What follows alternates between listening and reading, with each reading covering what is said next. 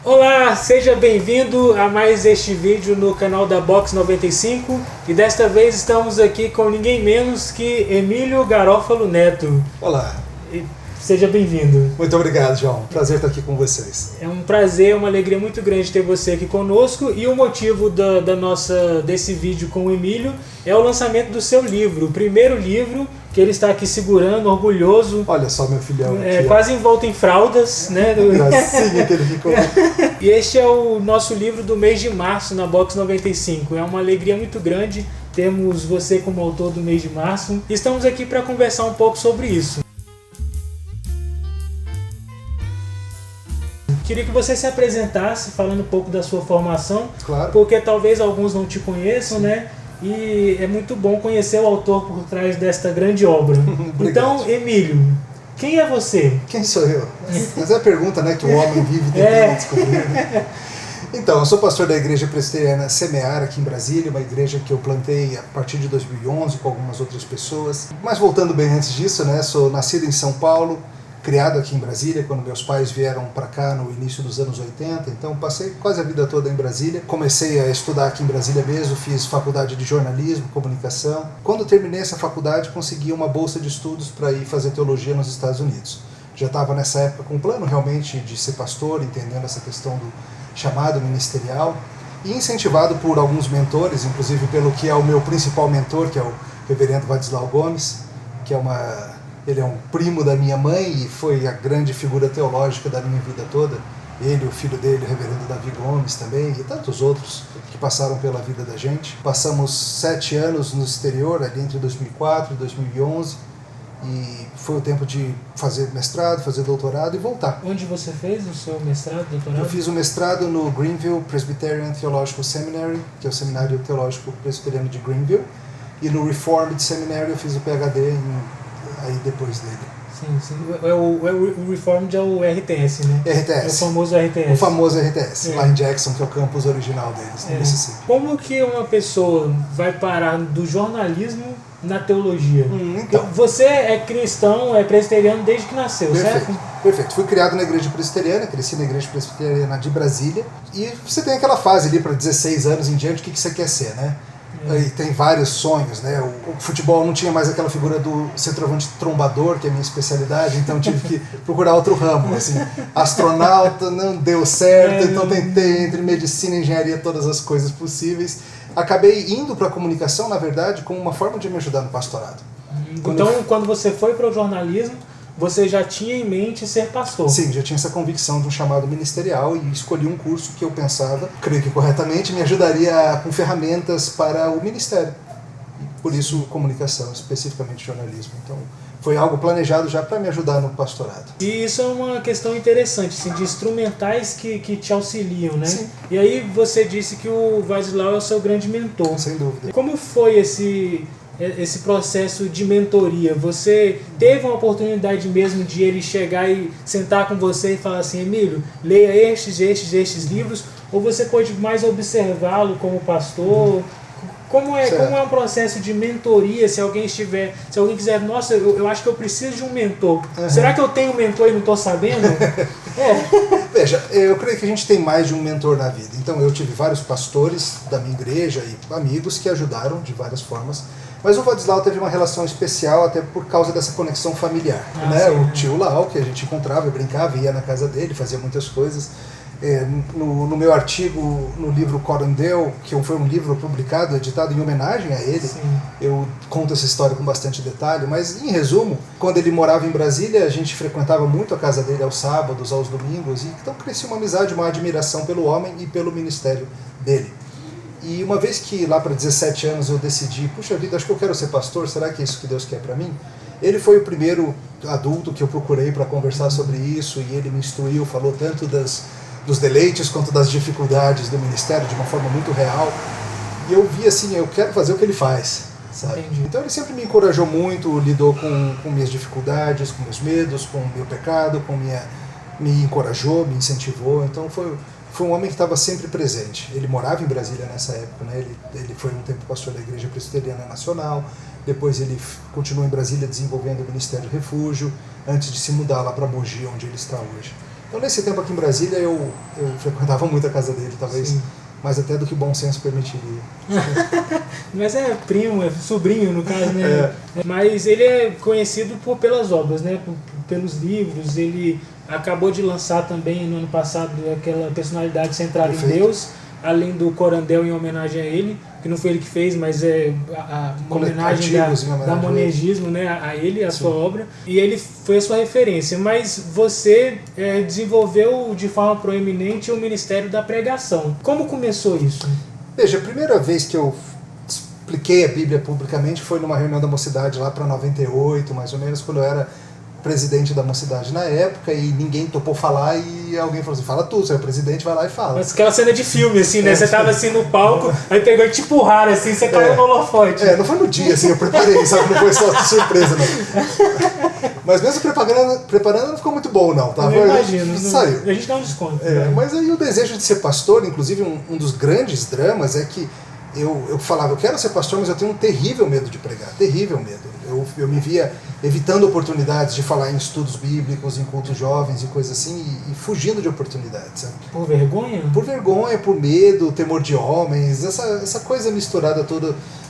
Até mesmo, acho que uma questão de personalidade mais introvertida e não sei, de fato, eu fico em pé na frente de um monte de gente e prego, mas não é fácil, não vem naturalmente, há um esforço nisso. E, mais uma vez, o Wadislau foi quem me ajudou muito a pensar sobre técnica de pregação e mesmo sobre teologia da pregação e como Deus é quem faz e eu sou um mero instrumento, um mero arauto e assim por diante. Quando fui para o seminário é que daí eu comecei a ter, de fato, um treinamento concreto. Então, fui muito influenciado por alguns excelentes professores de pregação, homens que são exímios pregadores, John Carrick e Joseph Piper, que são pregadores muito bons. Mas, além deles, foram os pastores das igrejas que eu frequentei enquanto morava lá que se tornaram exemplos. E são homens que, se eu falar o nome aqui, vocês nem conhecem. Mas é o pastor Marty Martin, que você cita no livro. Que eu agradeço a ele, e o Carl Kalberkamp, que é o pastor do Mississippi.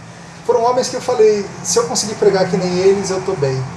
E sabe, muitas vezes eu estou pregando e eu vejo algo deles. Como eu falo algo e falo, puxa vida, falei igualzinho o Carl teria falado, igualzinho o Martin teria falado. Então eu acho que cada um de nós é uma amálgama das pessoas que nos influenciaram. Então tem um pouco de Wadislau, tem um pouco de Davi, tem um pouco de Adail, tem um pouco de todos eles que tiveram na minha vida, esses dos Estados Unidos que eu falei. Todo mundo se junta e filtra pela minha personalidade e a minha história e cada um é um produto diferente por isso. Você tem uma dinâmica própria de pregação, de preparação, eu imagino. Porque por mais que tenhamos influências, a gente desenvolve as nossas rotinas próprias, claro, né? Então, quantas horas você gasta preparando um sermão? É verdade que são 20 horas? Não, é verdade. João, vamos lá, a resposta ela não é direta, não tem um número fácil. Eu costumo pregar expositivamente em série. Eu pego um livro bíblico e eu vou de começo ao fim. Digamos, atualmente a gente está pregando Colossenses e 2 Samuel. Então o mero fato de que eu estou pregando, que eu preguei Colossenses hoje, semana que vem é a continuação do texto anterior, isso já me corta horas de preparo. Porque eu não preciso toda semana ir atrás de qual é o contexto do que eu estou lendo, qual é o objetivo da carta, qual é o objetivo do livro que estava acontecendo. O contexto é o da semana anterior. Então isso me economiza um bom tempo, o mero fato de que a cada semana eu só estou continuando. Minha rotina de preparação, eu começo segunda-feira eu vou mexer com o texto, vou começar a pensar sobre ele, entre segunda e terça é isso, quarta-feira eu vou olhar os comentários para checar meu entendimento e quinta eu tento montar o sermão.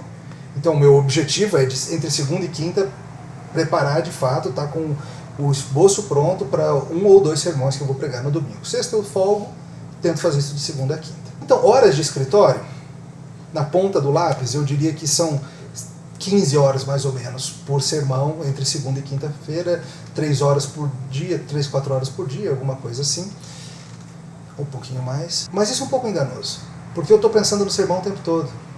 Algumas vezes a minha ilustração vem enquanto eu estou dirigindo para casa, às vezes é quando eu estou brincando com a minha filha que me vem uma ideia. Então, horas de escritório, 15 a 20. Mas horas pensando num sermão é bem mais do que isso, não dá muito para medir. Na verdade, você está respirando aquilo. Estou respirando aquilo. E eu lembro também, aquela vez que a gente almoçou, você falou que preparava, não sei, até sexta, aí tipo assim, quinta. não quero ver mais. Isso. Aí fica com a sua filha, com a família, e acho que no domingo, alguma coisa assim, você dá uma olhada. E também você escreve, Sim, você escreve ele todo, né? Isso. De fato, eu tento realmente quinta-feira meio que abandoná-lo, no sentido de que eu boto ele para marinar. Vou botar ele ali e deixar ele absorvendo aquela carne, absorvendo o tempero por uns 2 dias. Aí no sábado à noite ou no domingo cedo é quando eu vou pegar de novo o material e rever e ver, puxa vida, isso aqui está muito curto, isso aqui não está bem explicado, isso aqui... E aí eu consigo dar uma melhorada nele antes de pregar. E sim, eu escrevo um manuscrito completo. Tem gente que faz um esboço bem quase que só pontos, assim, bullet points. De uma página, né? De uma página. Eu escrevo bastante, eu gosto de escrever, eu tento escrever numa linguagem falada e não numa linguagem escrita. Eu tento também que a leitura, que ao pregar não seja uma só leitura. Eu meio que tento bater o olho no papel e lembrar o que eu escrevi e pregar a partir disso, sabe? Curiosamente, não sei se foi premeditado, mas escrever o sermão te ajudou, porque este livro é fruto de sermões, sem né? dúvida. Foram uma série, só dando um panorama, se eu estiver errado, por favor me corrija. Sim, senhor. Foram uma série de sermões que você pregou pela primeira vez em 2008, quando era estagiário no seminário, né? Porque o semestre, o ano letivo lá é de um ano para o outro, né? De 2007 para 2008. E aí, depois dessa vez, você pregou mais 3 vezes. Mais 3 vezes a série toda. Sendo 2 vezes só em 2017. Isso. Em um acampamento. Acampamento da mocidade, de carnaval. E no meio do ano... Na Palavra da Vida. Palavra da Vida em Quadras Novas. Deles. Correto. Então, você tinha os sermões escritos. Isso te ajudou na hora de falar, vamos transformar isso aqui num livro. Perfeito. Você não tinha intenção de transformar em livro desde o início. Não. A ideia surgiu de quem? Do Sabino? Vontade de escrever eu sempre tive, eu gosto de escrever. Já publiquei alguns artigos. Capítulo de livro lá do Corandel. Por exemplo, no Corandel tem um capítulo de livro sobre ler ficção, tem um sobre exploração. Num outro livro, Sistemática da Vida, tem um capítulo sobre futebol. Isso, sim. Tem alguns artigos por aí na Fides Reformata, no Reforma 21. Enfim, eu sempre gostei de escrever e eu via que alguns artigos estavam tendo um bom retorno. E aí realmente surgiu o sonho de pegar alguns desses materiais de sermões, que a essa altura da vida já foram muitas séries, e tentar transformar. Falei, por onde começar? Afinal, preguei Marcos, preguei isso, preguei aquilo, preguei tantas séries. Qual começar? Pensei, vou pegar uma das menores, que eu esteja mais acostumado e que eu ame. Eu sou apaixonado pelo livro de Ruth, é um livro que eu acho que, infelizmente, ele é lido de uma forma não canônica. Ele é muitas vezes lido como se fosse uma mera história de amor solta lá na Bíblia. Ah, que legal essa história de amor, que bonitinho. Romeu e Julieta, ou seja, na época de Juízes. Sendo que ela é um ponto, algo importante na história da revelação e da redenção. Uma leitura cristocêntrica de Ruth é algo que muita gente nunca fez. E eu pensei, puxa vida, quem sabe eu consigo transformar essa série de sermões em um livro. E isso foi um processo um tanto longo e difícil, né? Porque eu nunca tinha feito esse tipo de coisa. Mas o pessoal todo da Monergismo me deu muito as condições para fazer. O Léo abriu espaço, eu várias vezes vinha aqui escrever, sentava ali com o meu computador e estava nesse clima aqui de publicação de livros. Isso me empolgava. A disciplina de vou hoje à tarde lá para o Monergismo escrever o livro, não vou mexer com outras coisas, vou escrever o livro. E todo o envolvimento, toda a equipe me ajudando com tantas coisas, a Bárbara preparando a capa e me mostrando as prévias, a Ana Paula me mostrando a divulgação e me ajudando a pensar sobre o livro, sobre como se tornar mais legível, o Jefferson que vinha e batia papo sobre o livro, o Thiago fazendo esse café espetacular que ele faz e papeando também. Então todo esse ambiente me contribuiu para não ser só aquele projeto de um dia eu faço. O pessoal fala, mas é verdade. Fazer algo assim é 20% inspiração e 80% é transpiração mesmo. Com certeza.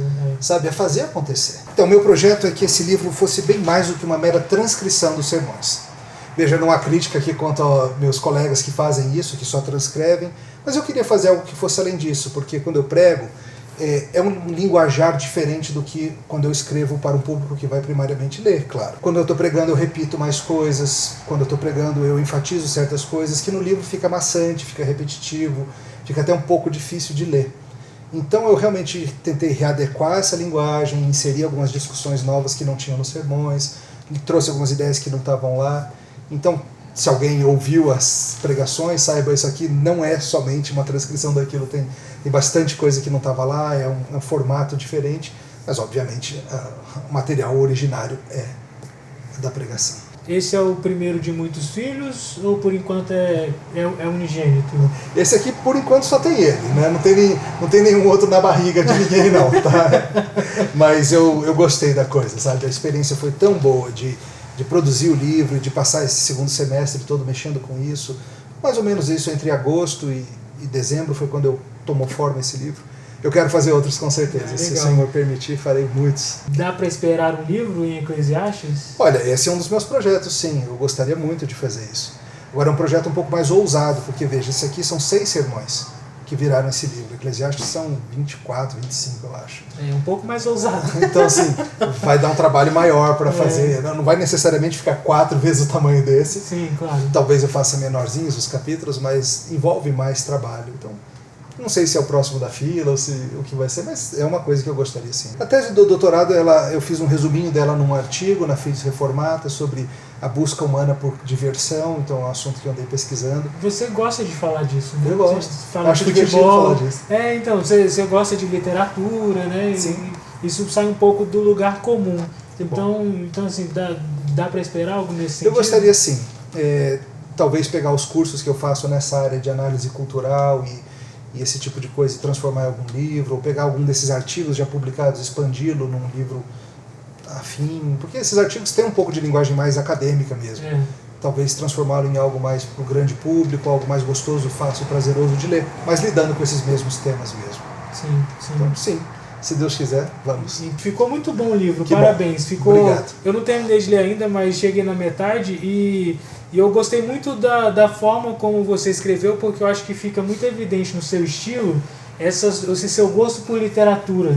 Então essa coisa de brincar com o leitor enquanto está escrevendo é muito legal. Manteve a importância da exegese que tem em um sermão no texto, mas também transferiu de uma forma a tornar a leitura muito agradável. Então ficou muito legal mesmo, ficou muito bom. E se você é associado da Box, com certeza vai ler, porque está recebendo este livro. Você vai ficar encantado com o livro de Ruth. E eu gosto muito disso. Os bons sermões têm isso, e esse livro também cumpre esse propósito, que é de você olhar para o texto e falar: cara, eu não acredito que isso aqui estava aqui, eu não tinha visto.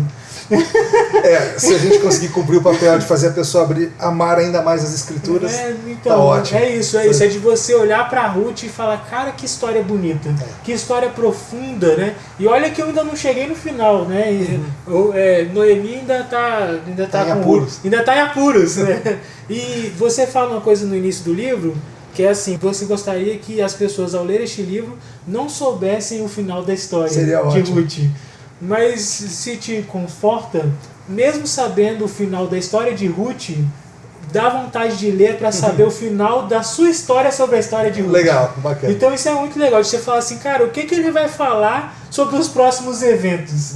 Faço votos com muita sinceridade de que este livro chegue ao máximo de pessoas e que você tenha uma vida como escritor muito prolífica para glória de Deus e para enriquecimento da igreja brasileira.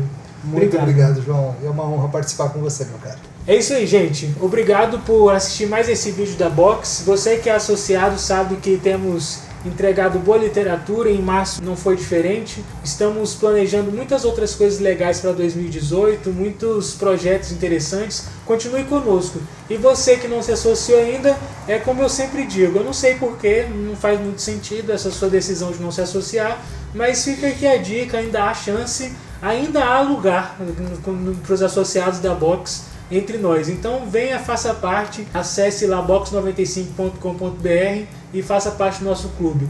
Curta a nossa página no Facebook, siga a gente lá no Instagram, se inscreve aqui no nosso canal do YouTube para ficar sempre por dentro dos vídeos que publicamos, porque tá vindo coisa boa por aí, né, Davi?